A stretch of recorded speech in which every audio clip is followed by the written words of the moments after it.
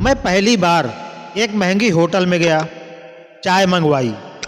Waiter एक tray में गर्म पानी का थर्मस, टी बैग, दूध पाउडर और शुगर क्यूब दे गया। बड़ी मुसीबत से मैंने सब मिलाकर के चाय बना ली और पी ली।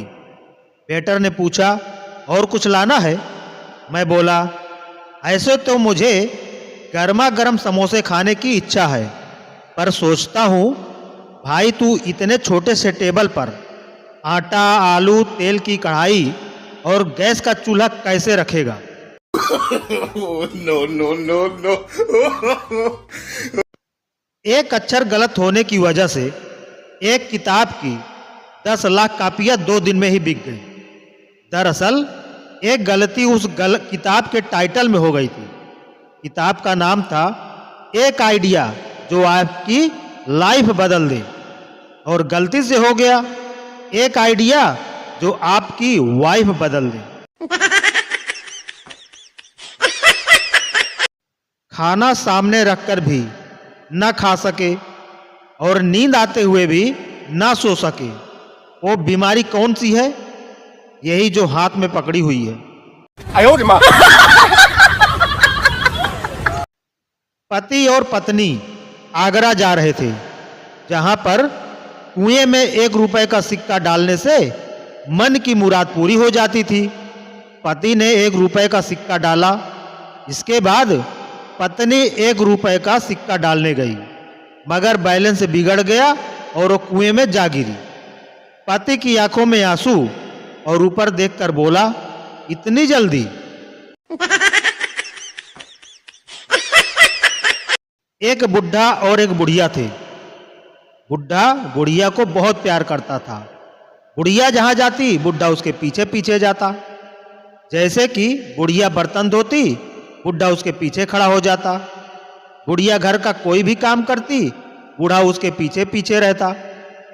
वह बुढ़िया को 1 सेकंड के लिए भी अकेला नहीं छोड़ता। इससे बुढ़िया बहुत परेशान हो गई।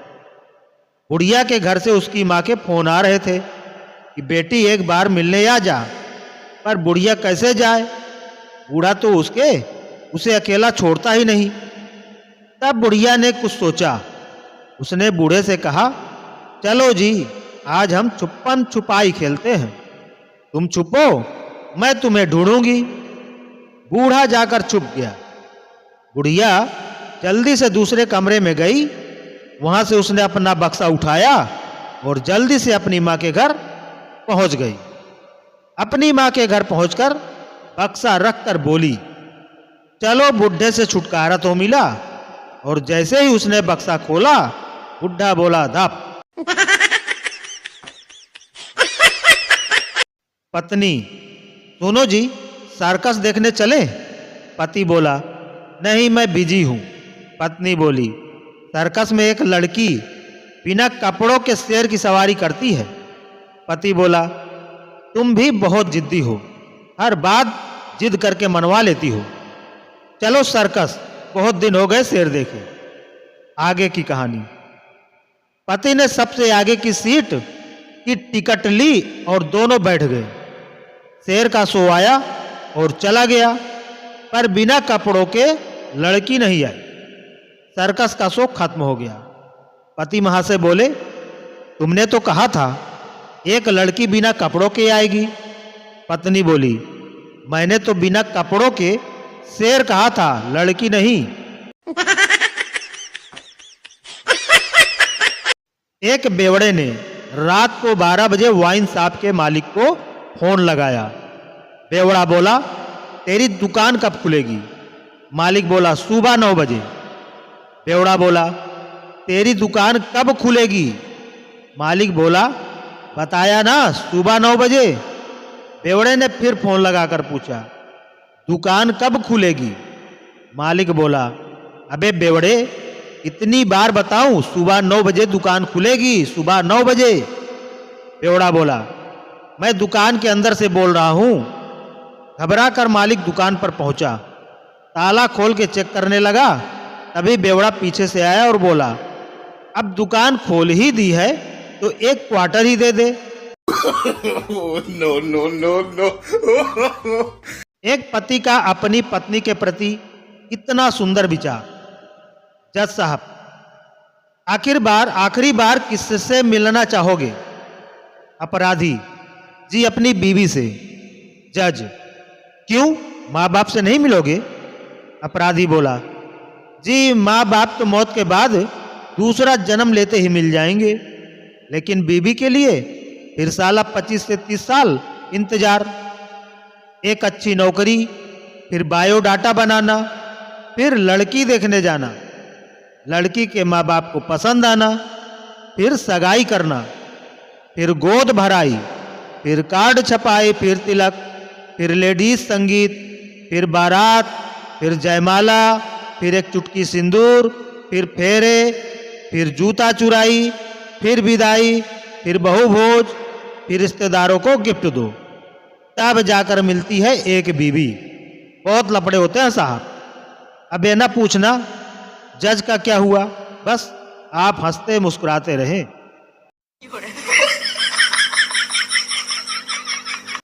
एक दुकान के बरामदे पर दो बूढ़े जोर जोर से हंस रहे थे। वहां से गुजर रहा एक शिक्षित आदमी यह देखकर हैरान रह गया, तो उसने पूछा कि वह इतनी जोर से क्यों हंस रहे हैं। तो एक बूढ़े ने हंसना बंद कर दिया और कहा, मेरे पास इस देश की सभी समस्याओं का समाधान है। राहुल गांधी को जेल में डाल दो और गधे को भी जेल में डाल दो। आदमी ने आश्चर्य से पूछा, गधे को क्यों जेल में डालो? सवाल सुनकर दोनों फिर जोर से हंसने लगे और एक बूढ़े ने कहा, देखा, मैं कह रहा था कि कोई राहुल गांधी के बारे में नहीं पूछेगा, सभी को गधों की चिंता होगी।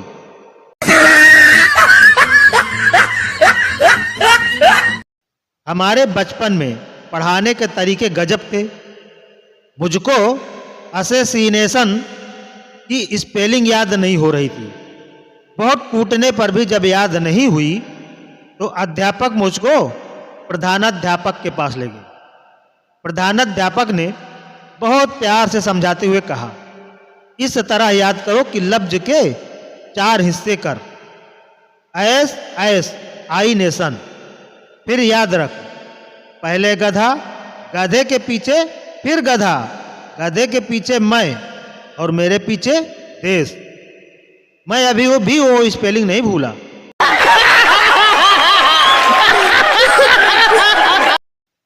पिता अपने दोनों बेटों के साथ टीवी देख रहे थे। उन्होंने बड़े बेटे से कहा, बेटा एक गिलास पानी ला दो। बड़ा बेटा बोला, नहीं लाऊंगा। यह सुनकर छोटा बेटा बोला, रहने दो पापा, यह तो है ही बदतमीज, आप खुद ही पानी ले लो और एक गिलास मेरे लिए भी ले आना।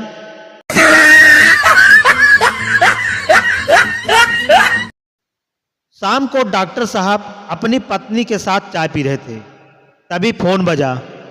उधर से उनका मित्र बोला, हम 3 लोग बैठे हैं 18 साल पुरानी व्हिस्की की बोतल लेकर, तू आएगा क्या? डॉक्टर साहब बोले, मैं अभी आता हूं। पत्नी ने पूछा, क्या बात है? डॉक्टर बोले कि मात्र 18 साल की है, 3 डॉक्टर पहुंच गए हैं उसे देखने, मुझे भी तुरंत जाना होगा, नहीं तो बचेगी नहीं। पत्नी बोली, ठीक है जाओ। एक दिन पड़ोस का हरियाणवी छोरा आके बोला, रे चाचा अपनी स्त्री दे दे।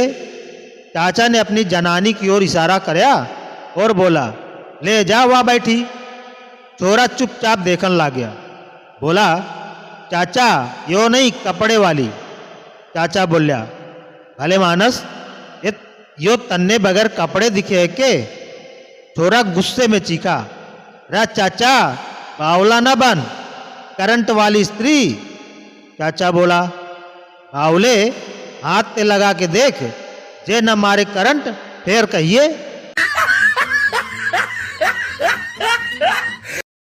आज सुबह ही बीबी का फोन आया, रो रही थी। मुझको सारी कहा। उसी रोते हुए स्वर में वह यह भी बोली, तुमसे कभी झगड़ा नहीं करूंगी, सब कुछ सुनूंगी, जो कहोगे करूंगी। ये सब सुनकर मेरा भी दिल भर आया। पता नहीं किसकी बीवी थी, रॉन्ग नंबर था। लेकिन सुनकर अच्छा लगा। No no no no. एक आदमी की पत्नी का देहांत हो गया। जब उसे अर्थी पर रखकर शमशान घाट ले जाया जा रहा था तो पूरे रास्ते बेचारा पति जोर जोर से रो रहा था, मुझे अकेला छोड़कर क्यों चली गई, अब मेरा कौन है इस दुनिया में। पास खड़ी लड़की ने सहेली से कहा, ये कितना प्रेम करने वाला आदमी है, काश इसका एड्रेस मेरे पास होता तो मैं इससे शादी कर लेती। रोते हुए पति ने उस लड़की की बात सुन ली। वह और भी ज्यादा ऊंची आवाज में रोते हुए बोला, पवन गुप्ता को गली नंबर 4 मकान नंबर 12 में अकेले छोड़कर कहां चली गई तुम।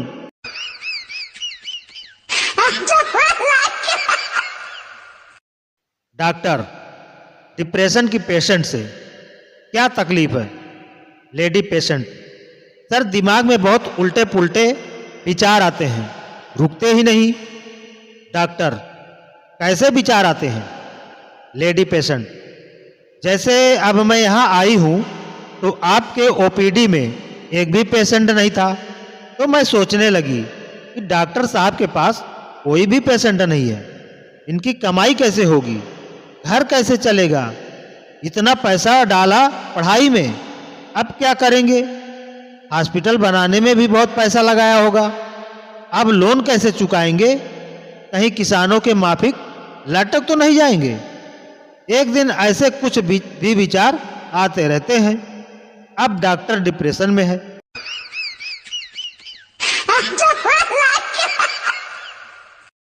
एक मंत्री को सुबह सुबह एक पत्र मिला। जब उसने खोलकर देखा तो पत्र में केवल एक ही शब्द लिखा था, मूर्ख। उसे थोड़ा सा बुरा लगा। अगली सुबह पत्रकार वार्ता में जब पत्रकारों ने पूछा कि आपको कल ऐसा पत्र मिला था जिसमें केवल एक ही शब्द लिखा था, मूर्ख, तो आपको कैसा लगा। मंत्री जी बोले, देखिए मैं बहुत से ऐसे लोगों को जानता हूं जो मुझे अक्सर पत्र भेजते हैं पर अपना नाम नहीं लिखते, पर कल पहली बार मुझे ऐसा पत्र आया जिसमें किसी ने सिर्फ अपना नाम लिखा था और पत्र लिखना भूल गया था।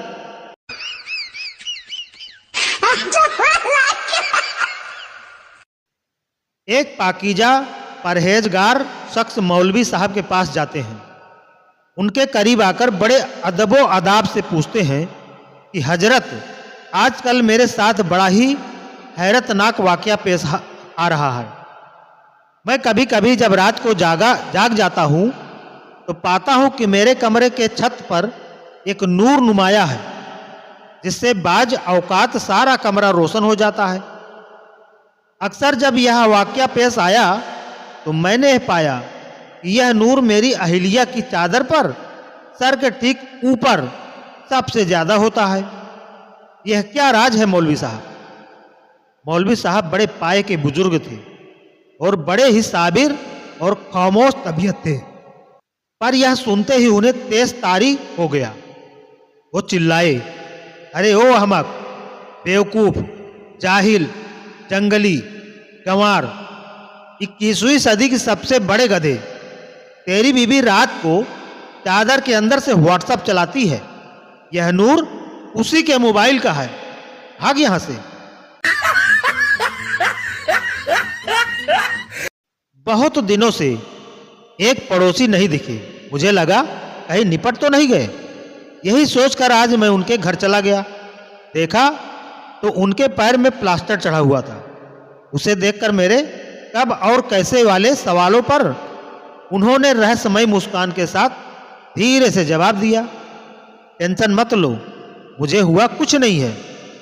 जब तक लॉकडाउन लगा है कहीं जाना तो था नहीं, इसलिए ऑफिस से आते वक्त पैर में प्लास्टर चढ़वा लिया था, नहीं तो पत्नी जी काम करवा करवा कर कमर तोड़ देती। अब आराम ही आराम है और सेवा भी भरपूर मिल रही है। काम करवाना तो दूर, पानी के खाली गिलास तक को हाथ लगाने नहीं देती। ऊपर से दिन भर ये सुनने को मिलता है, इस बहाने आपकी सेवा का अवसर पाकर मैं तो धन्य हो गई। कमाल का दिमाग पाया है बंदे ने। Oh, no, no, no, no.